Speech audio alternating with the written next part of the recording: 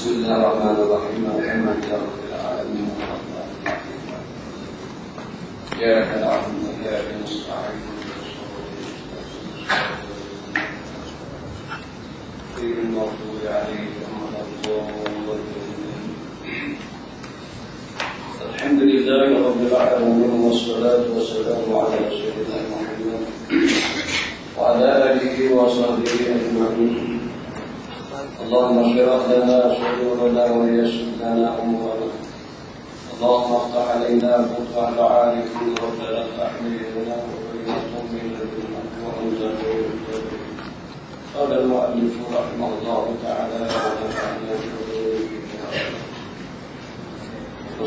بعلومه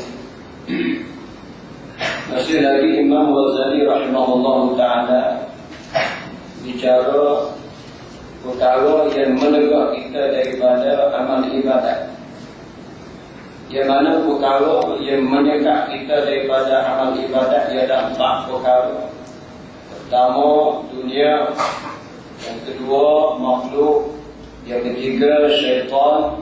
Dan yang keempat, nafsu. Iaitu nafsu amarah. Sambungan laginya, maka jika engkau kata, sekiranya kita kata, maka apa halah tiba-tiba bagi kami pada setubuh ini, yakni nafsu amarah. Jadi macam mana kita nak lepas nafsu amarah atau mengelak diri kita daripada nafsu amarah, dan apa tadbirnya pada pekerjaan?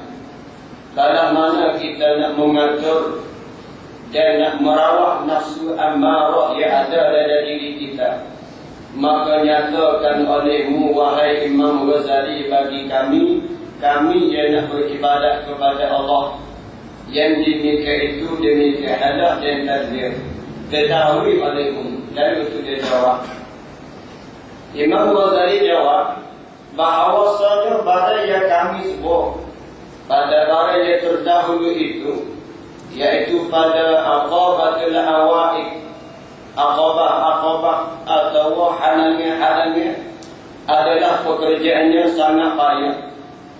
Memanglah bukan mudah kita nak rawat nafsu amarah, bukan mudah nak tolak dunia, bukan mudah nak menolak syaitan, begitu juga bukan mudah kita nak menolak makhluk. Dengan sekaligus bukan mudah dan sukar, kerana tiada dapat mengerasi dengan sekali, yang sekaligus sama sekali tak kuasa. Kita nak tolak nafsu sekaligus tak kuasa. Begitulah kita nak tolak dunia, nak tolak syaitan, nak tolak makhluk dengan masa yang singkat tak kuasa. Perlu kepada tarbiyah yang lama, tazkiyah yang kuat, usaha yang kuat, seperti segala seteru yang lain juga lah. Kerana ia nafsu kenderaan dan pegawai yakni alat. Kerana ia nafsu kenderaan, maksudnya umpama kenderaan, dan pegawai umpama alat. Hidup kita perlu kepada kenderaan. Nak pergi jabat, nak kenderaan. Nak mari masjid, nak kenderaan. Begitulah kita perlu juga kepada nafsu. Untuk makan, untuk minum, untuk kahwin, untuk pakai, untuk seronok, itu nafsu. Cuma nak ajak biarlah nafsu ni jadi baik. Kalau salah guna, boleh dosa. Kalau betul guna, boleh pahala. Supalah kita naik kereta, kita guna pergi masjid, boleh pahala naik kereta. Kita naik kereta pergi jabat, boleh pahala. Kita guna untuk baik, maka boleh pahala. Guna jahat, boleh dosa. Begitulah nafsu, kalau kita guna ke arah jahat, boleh dosa. Guna ke arah baik, boleh pahala. Nafsu itu juga. Maka kita tak perlu tolak nafsu. Begitu juga kita tak perlu buat kereta. Cuma kita nak beki, biarlah kereta kita beli ni guna kebaikan. Begitulah kita nak beki nafsu hidup dalam tubuh kita ni biar jadi baik. Itu kita nak rawatkan jadi baik. Kita naik kereta dengan orang tina, ia sah nikah dengan kita.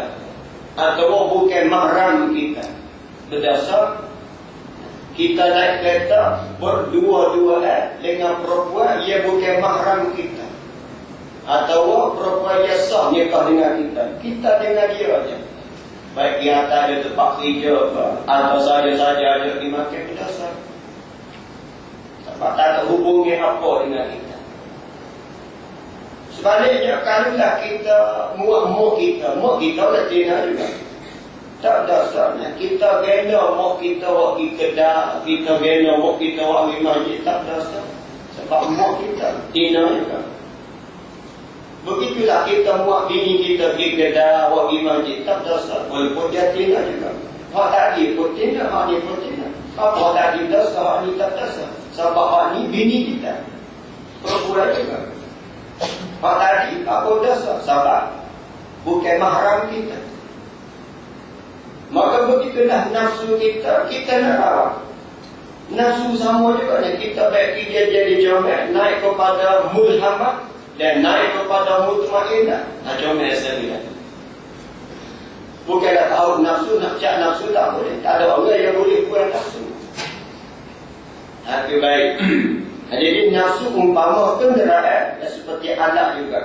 Dan tiada dapat engkau sia-sia kerana kehendaknya kehendak nafsu dengan sekali-kali. Tiada boleh engkau sia-sia. Yang kita nak biarkan nafsu dengan kehendak nafsu tak boleh juga. Kerana adalah mudaratnya, bahayanya nafsu ammarah. Sebab kalau kita turun nafsu, mudaratnya besar. Jadi Syekhul Islam Zakaria Al-Ansari dia bahagi nafsu kepada empat. Satu, nafsu amarah bisu. Yang kedua, nafsu lawamah. Yang ketiga, nafsu mulhamah. Yang keempat, nafsu mutmainnah. Atau keadaan atau kelakuan nafsu. Baik, nafsu amarah bisu ni, nafsu ni ulama kata duduk pada orang kafir.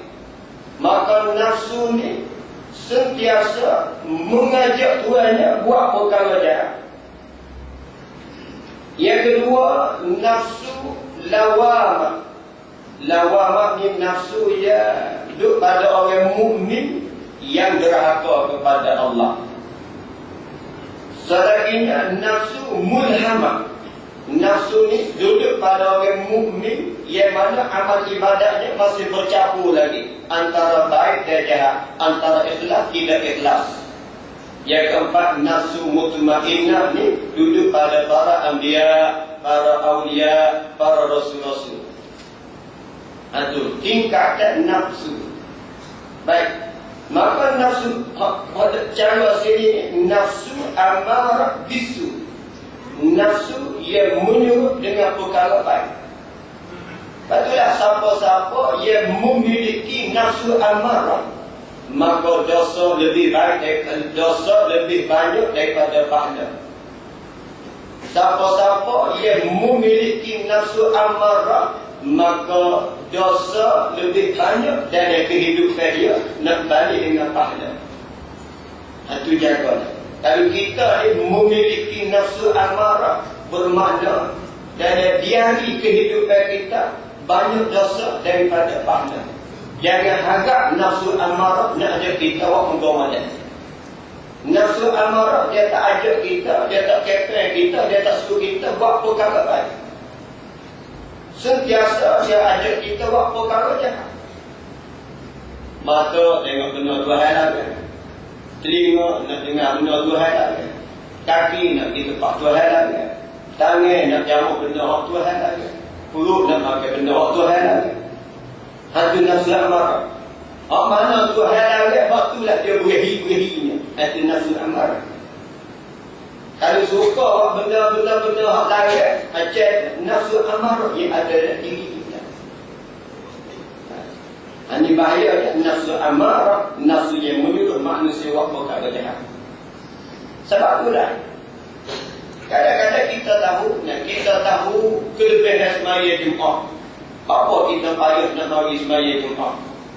Bukan tak tahu, ada kita dengar orang mengajar Saudi bawa kereta dengar radio AK buat kelebihan semaya Jumaat, atau kita baca buku fadilah agama semaya Jumaat. Kita tahu, tapi payah nak bagi semaya Jumaat sebab nafsu amarah. Kita tahu kelebihan sedekah. Kita tahu kalau mati tinggal saja jauh tu, tapi belum nak buat amal jariah. Tahu kalau mati harta tinggal. Tahu sedekah jariah di pahala pencen dari kubur, tapi apa payah sedekah jariah sebab nafsu amarah. Kita tahu mengaji agama di fardu ain, tapi apa payah nak mari. Sibuk, tak ada masa, lorak tak ada sebab nafsu amarah pada diri kita. Inilah kita nak rawat, nak beki, nak nyek nafsu amarah, dia tubik nafsu lawamah. Itu tangga yang kedua. Kita beki lagi, naik kepada nafsu mulhamah.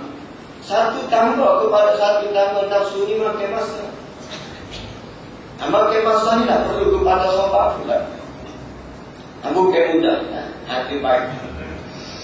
Berdoalah kita kepada Allah supaya Allah permudahkan perjalanan ibadat kita kepada Allah, di samping kita berusaha atau berjihad untuk nak bersihkan hati kita atau nafsu kita. Hati baik.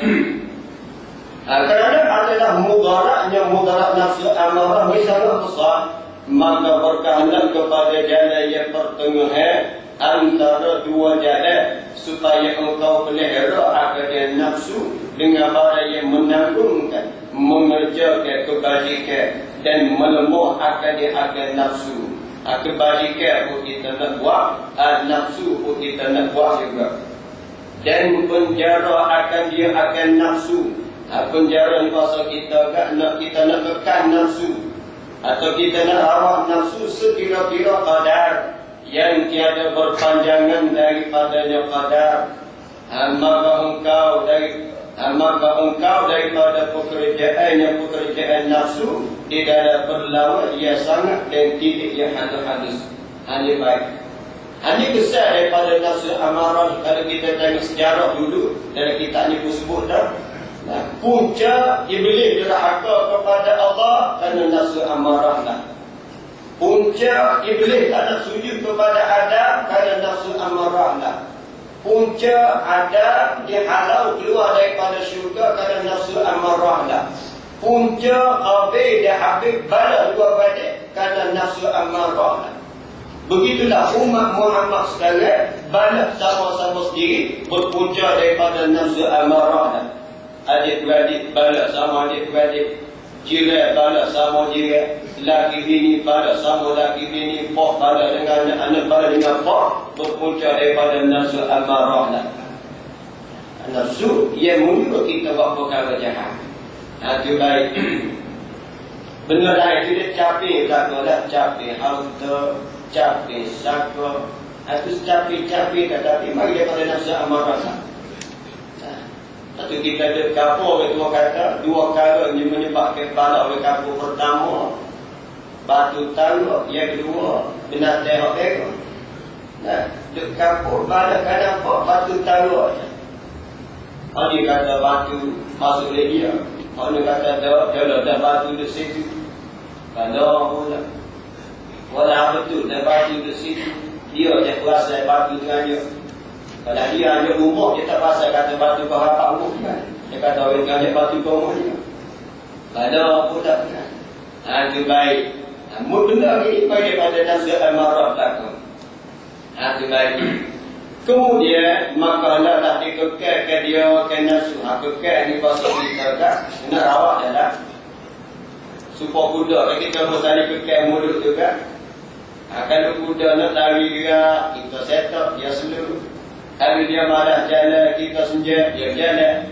Maka hendaklah dikekang akan dia nafsu dengan kekang taqwa dan wara. Ini tadi ke nafsu ialah takwa, yakni takut akan Allah, dan wara, yakni berhati-hati atau cuma wara, artinya cuma dalam kehidupan, bukan cuma fikir, cuma bak dosa pahala, cuma bak dosa halal haram, supaya hasil bagimu dua kaedah sekaliannya. Mana dua kaedah? Pertama, kaedah taat kepada Allah. Yang keduanya, nak lepas daripada kejahatan nafsu amarah. Itu baik. Maka jika engkau kata anak pula bahawasanya adalah nafsu ini, nafsu amaratun bisu'i, binatang yang amaliyah, yakni umpama binatang yang amaliyah. Jadi kalau kita tanya Imam Ghazali, pakar bahagian rohani, Imam Ghazali ini kita kata doktor rohani lah. Dan kita tanya dia, wahai Ghazali, pada mana nak rawat nafsu amarah umpama binatang dia ini? Culak semati. Wayaklah dosa pala tak enak. Wayak hidup mati syurga neraka, akhirat dunia tak boleh langsung. Ini dia yang nafsu. Dan bahimah ni binatang buas yang sangat payah, jahat perangannya. Tiada mengikut, yakni tiada boleh ditaruh kekannya. Binatang bekek, nak satu tadi kekal kan, nak kira dekatnya saya dah. Nak masuk dekat dah orang takut, nak kata binatang bekek. Lembu jatuh bekek, nak pergi cucuk tali dia tu, tak nak kena, tebok dia. Kalau dia ikut belakang, nyesedah dia, kok itu. Apa ya nak masuk nak cucuk idul, ada nak cucuk idul mulia ni payah. Begitulah kalau kita nak rawat nafsu dia sudah sampai tahap seumpama binatang dan pada mana kita nak rawat, nak kekal dia. Maka apa hendak padanya? Jadi hendak ni asal tipu daya. Masa kita nak rawat hingga dapat ditaruh kekannya dan dapat kami perintah akan dia. Maka kata Alim mungkin Ghazali jawab bahawasanya engkau padanya pada ini syahadat amat sebenar. Betul apa orang kata, nafsu bila terlajak payah nak rawat.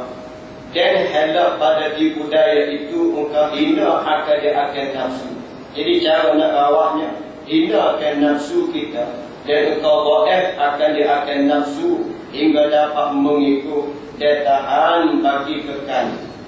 Itu cara dia. Kita menghinakan nafsu kita.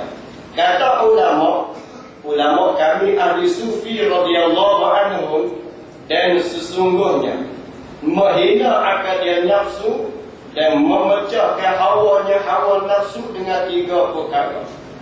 Jadi mengikut kajian ahli sufi, cara nak awak nafsu ia telah lalu sampai tahap supaya binatang dan tak kena dosa pahala, tak peduli halal dan ni. Kata ulama, kata manusia ni kalau turut nafsu telaga, kalau turut nafsu amarah ni, dia akan turun lebih hina daripada tahap binatang ni. Manusia ni kalau kita buat amal kepada Allah akan naik kepada tahap lebih mulia daripada mereka. Dan manusia kalau ikut nafsu amaratul bisu akan turun lebih rendah, lebih hina daripada binatang lagi. Ulaika kal an'ami bal hum adall. Mereka itulah orang yang ada telinga tak dengar, ada mata tak melihat. Kal an'am seperti binatang an'am. An'am ni binatang yang boleh buat korban. Bal hum adall, bahkan lebih sesat daripada binatang tadi. Jadi Allah Ta'ala basa manusia iaitu nafsu amarah ni. Ada telinga tak peduli, ada mata tak lihat, ada akal tak mikir dosa pada hal haram. Turun nafsu, duit haram apa ambil, duit halal apa ambil, maksiat apa tengok. Ini seperti binatang. Bal hum adallu, bahkan lebih sesat daripada binatang lagi. Bila nafsu ni sampai tahap tu, balas mana kita nak kembali semula kepada Allah, atau kita nak awak menjadi comel pula. Oh, kata ulama sufi kena buat 3 perkara. Pertama, menegakkan syahwatnya. Kita menegakkan syahwatnya, syahwat nafsu amarah. Syahwat ni keinginan. Nafsu ni dia ada keinginan. Itu nafsu syahwat, syahwatnya syahwat nafsu, yakni keinginan oleh nafsu. Maka bahawasanya binatang yang liar itu lembutlah ia binatang yang liar apabila dipenjara akan dia dan dikurangkan rumputnya. Ini binatang kalau kita binatang liar buh dalam kandang, lepas tu bagi rumput sikit-sikit. Ini rawatan pertama. Kedua, ditanggung ke berat ibadat atas nafsu. Pada ni lah rawatan pertama. Nafsu ni dia ada panggil nak betul nak ni. Kalau panggil ada nak dua tu lebih kepada syahwat itu. Kata sebutin ni contoh comel dah. Kita tu selami ni sebutin ni dia molek lagi. Ini tu tak berhenti, kita yang berhenti. Kira-kiranya pandai dah selami. Tapi syahwat ni mari. Kalau tahu sebutin lagi orang lagi ke butin, kita tak mahu sebutin lagi. Itu panggil syahwat. Dia rasa senang. Sebutin tu cukup dah. Tak mahu sebutin pula. Walau kira-kira tak perlu lah. Tapi syahwat nak juga. Sebab tengok orang lain 3 atau tengok orang 2. Butai pula. Baru dia habis butai. Pak butai baru butai. Dia panggil syahwat. Dia pasal senang. Aku itulah kira kata orang perlu 2. Dia nak 3. Dia panggil syahwat. Aku kan fikir aku nak beli sebutir lagi. Sebutir dia pun nak jaga-jaga. Butir dia pun tak ada gimana. Tak nak beli sebutir lagi, butir mampu pun tak. Walaupun mampu bayar hutang, tapi dia ada habis hutang. Lepas tu kita hutang ni, terlibat ke tak terlibat dengan riba. Kalau tak ada riba, nama ke debu-debu riba ada juga. Kata orang Islam pun, takut-takut ada debu riba. Situ pula. Bila ada hutang, ganggu fikir dia pula. Pada mana usaha untuk cari bayar hutang pula. Jadi mari pula dah. Itu panggil syahwat. Syahwat ni dia lebih kepada, nak lebih sama. Itu panggil syahwat. Maka kita tekan. Tekan pada dah. Sebutin ni pada dah. Pada dah. Bukan mudah dah pakai masa. Yang kedua, kalau kita nak rawat nafsunya, kita kena banyak ibadat. Banyak ibadat. Kita dah boleh rejak. Sejak masa rejak yang kedua lah kita ni. Tadi rejak pertama, mana ni rejak yang kedua. Kita dah boleh rejak ni. Bolehlah kita nak bagi nafsu dia jadi comel sikit. Bolehlah kita nak rawat nafsu kita untuk bagi, untuk nak sambung Ramadan. 2 bulan kita habis untuk kita tapis nafsu kita. Bila masuk Ramadan, ibadat kita jalan lancar. Terawih kita jalan lancar, baca Quran kita jalan lancar, sedekah kita jalan lancar, amal jariah kita jalan lancar. Sebab 2 bulan kita basuh dengan nafsu kita. Basuh dengan puasa boleh rejak jika kita berpuasa. Kalau tak puasa, tolong jaga jangan buat dosa. Boleh rejak kalau tak puasa nak banyak kepala, jangan kita banyak dosa. Kalau tak puasa nak banyak buat kebajikan, tolong kurang dosa. Atau tak payah langsung buat dosa. Nak puasa banyak-banyak tak puasa, maka kita banyak pahala dalam belajar. Kalau ulama kata rejak bulan Allah, Sya'ban bulan Muhammad, Ramadan bulan umat, rejak bulan Taubah, rejak bulan tanda benih, Sya'ban bulan sirah benih, Ramadan tua benih. Ulama kata rejak bulan baki hati, Sya'ban baki roh, Ramadan surah kita ingat. Jadi baiklah, ini kata-kata nak menggalak kita supaya banyak ibadat dalam bulan 3 bulan. Jangan kita berpertikah tentang apa. Ada orang bertikah itu bukan hadis daripada Nabi. Ini dhaif, ini madhab. Ya, waktu ke tepi dulu. Kita ambil yang tersirat di sebalik tersurat perkataan tadi. Perkataan tadi bertujuan supaya kita semangat beribadat kepada Allah. Jangan kita dekade pertikah tentang sahih ke tak sahih. Kita nak yang tersirat di sebalik tersurat kata-kata tersebut. Nak menggalak ibadat. Ini bulan kita hati nafsu kita, bawa nafsu kita. Senam kita puasa seminggu 2 kali, sebulan Rejab 4 kali jadi dah. Banyak baca Quran. Ya, kita besar bulan Rejab, insya-Allah masuk Ramadan dekat ni kita akan mohon besar lagi masuk Ramadan, lagi-lagi kita mengaku Ramadan. Jadi cara rawat saya kita banyak semaya sunat latih dah sekarang. Semaya sunat qabliyah, baqiyah. Kita istiqamah dengan semaya jamaah, duduk tempat orang mengajar, baca Quran, sedekah, puasa sunnah, dan banyak lagi amalan-amalan sunnah yang perlu kita banyak untuk menyek nafsu amarah. Maka bahawasanya himar yang liar apabila dilebih kepada mu'tadnya.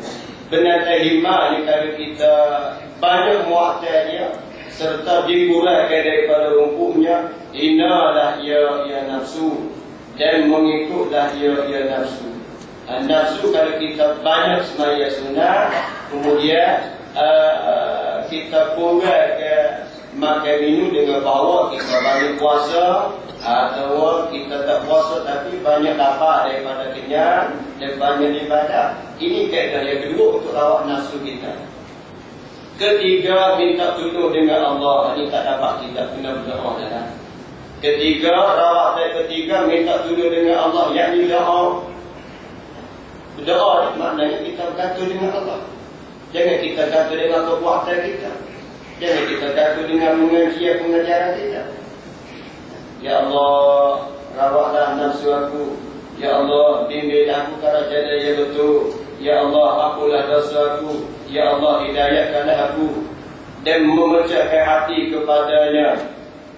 Dan memecah, yang merendahkan diri. Memecah hati maknanya merendahkan diri kepadanya, kepada Allah. Dengan bahawa dituduh bagimu. Harap-harap Allah Ta'ala tuduh kita nak teki nafsu ni. Akan dia tersilap, akan dia terlebih. Dan jika tiada sedemikian, maka tiada kelepasan bagimu. Kalau tak nak amal 3 perkara ni, maka tak ada jalan kita nak rawat nafsu amarah. Tiadakah engkau dengar kata Sayyidina Yusuf alaihissalam dengan khabar yang sahih, innan nafsa la'ammaratun bis-su'i illa ma rahima rabbi, bahawasanya nafsu itu sesungguhnya mudah dengan kejahatan. Nafsu mana? Nafsu amarah. Innan nafsa la'ammaratun, inna litawqid. Ayat katanya nafsu amarah ni dia suruh dengan jahat. Inna nafsa, sesungguhnya nafsu amarah menyuruh dengan kejahatan. Malaikat orang yang dikasihi Tuhan, illa ma rahimah rabbi, kecuali orang yang dapat rahmat daripada Tuhan, maka dia selamatlah daripada nafsu amarah. Nak tengok kita ni nafsu amarah atau tidak amarah. Tengok percakapan kita lah. Tengok perbuatan kita. Oleh kerana perbuatan kita ni cermin bagi dalam kita. Az-zahir yadullu 'ala al-batin. Hak luar ni dia tulis benda hak dalam. Nafsu ni hak dalam tubuh kita. Kita nak tengok orang nafsu amarah tak nampak. Orang tak nampak tengok nafsu kita amarah atau tidak amarah. Namun kita boleh tengok melalui kelakuan. Dan orang boleh tengok kelakuan kita.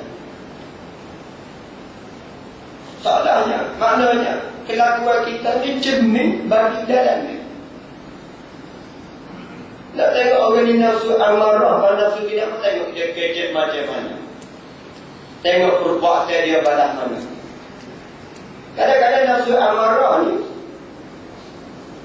mulut dia tak sama dengan nafsu amarah. Mulut ni kecek molek selalu mana pun, tapi kalau nafsu amarah, dia tetap dengan nafsu amarah juga. Mulut kecek qala Allah, qala Nabi, kata ulama, kata Nabi, kata halal, goni haram. Tapi kalau tuai hak kecek kerana nafsu amarah, tetap dia buat juga benda haram.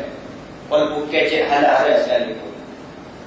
Sebab gerak geri kita, perbuatan kita mengikut nafsu amarah. Kita mengajak bagi orang tak boleh banyak goni haram, goni halal, goni dosa, goni pahala. Tapi kalau kita ustaz yang kecek ni ada nafsu amarah, tetap kita buat juga benda haram walaupun kita lekor jangan buat. Itu nafsu amarah. Itu putus jangan kita kalau letak nafsu amarah dekat. Itu kena rawat nafsu amarah kita. Itu baik. Maka apabila engkau mengekali atas perkara ini ya tiga. Mana pertama, kita kekal ke syahwat nafsu. Yang kedua, kita banyak ibadat sunnah. Yang ketiga, kita berdoa, yakni mohon kepada Allah supaya Allah bimbing kita. Nescaya mengikut bagimu oleh nafsumu, ya dia itu dengan izin Allah Azza wa Jalla. Kita tengok. Kita amal tiga perkara, kata ulama sufi, nescaya nafsu akan tubuh kita. Nafsu lihat tadi akan ikut kita dengan izin Allah. Kita tak sih buat dosa, kita nak buat pahala, tapi siapa masa Allah kita tangguh saja haram tapi buat juga. Sebab kita masih ikut nafsu amarah. Sebab kita tak ada rawat, tidak ada latihan. Sebaliknya bila kita rawat, kita ada latihan, maka nafsu amarah tadi dia tukar jadi itu kita sekalian. Sebab itulah perjuangan melawan nafsu ni lebih besar daripada perjuangan nak menegak Islam lagi. Nabi pernah kata kepada sahabat, raja'tum min jihadil asghar ila jihadil akbar. Sahabat, mu ni pilih daripada peperangan yang kecil, peperangan awal kafir itu kecil. Nabi kata, sekarang kamu akan berdepan dengan jihadil akbar, peperangan yang besar. Kalau dia peperangan besar, wahya jihadun nafsi lawan nafsu. Perang lawan kafir nak menegak agama Allah, itu jihad kecil. Nabi kata, kita berlawan nafsu sama-sama ni, inilah jihad yang besar. Maka jihad kecil kita kena usaha, jihad besar lagi-lagi kita kena usaha. Apa Nabi kata ni, kalau kita mati betul dan benar sedekah Rasulullah, benar apa Nabi cakap. Kalau kita tengok di hari ini, kalau kita tengok tempat ceramah dan tempat ceramah, kira mana-mana parti, tempat ceramah manusia ni beribu-ribu, berpuluh-puluh ribu. Tapi kalau cuba tengok sah semaya Jumaat waktu subuh, berapa orang yang ada? Ini jihad. Semaya subuh Jumaat ni lebih kepada lawan nafsu. Kalau tengok tempat ceramah manusia ni berpuluh-puluh ribu, berpusu-pusu untuk menegak perjuangan Islam. Alhamdulillah, Allah Ta'ala beri menegak kepada kita ganda. Tapi cuba kita tengok semaya Jumaat waktu subuh, sangat sedih hati kita di hari ini. Ini tengoknya. Tempat mengajar, nak balik dengan tempat suket tengok bola. Kita nak balik dengan tempat suket itu bukan jihadil asrar. Ini tengoknya. InsyaAllah nak lawan nafsu, nafsu semaya Jumaat ni. Ini penting, ini besar. Ini tengok, InsyaAllah hati payah. Hati baik. Itulah Nabi kata, lawan orang kafir, jihad dan asghar, lawan nafsu. Nafsu ni tiada waktu. Sebab itulah kita ni, kalau Allah tunjuk kita nampak azab kubur, sekiranya diperlihat, Allah memberi lihat kepada kita, boleh tengok azab kubur, Nascaya semaya Jumaat 5 waktu penuh manusia. Walaupun manusia sibuk dengan kerja, manusia tak akan lupa semaya Jumaat. Zuhur pun sibuk, tetap semaya Jumaat penuh. Kanlah kita nampak azab kubur. Tapi akhirat ni bukan benda boleh tengok dengan mata dah sekali. Hanya dia pada berakidah dia. Orang yang hati juga, dia yakin akhirat ni ada, maka dia bersungguh beribadat kepada Allah. Itulah kita perlu kepada sedar. Gambar orang tahu, tapi tak berapa ramai orang sedar. Ramai orang tahu, tapi tak berapa ramai orang yang sedar. Kadang-kadang kita hak semangat perjuangan Islam, menyokong, menegak Islam, tapi sebenarnya Jumaat kita tak lekat lagi 5 waktu. Ini nafsu. Kadang-kadang anak bini kita menuntut aurat, tak kemak, tak lekat lagi. Ini tengok. Ini perlu kita kena bagi. Nafsu tak apa? Tahu tapi nafsu nak. Tahu benda tu salah. Tahu benda dipakai. Tapi bapa tak nak buat.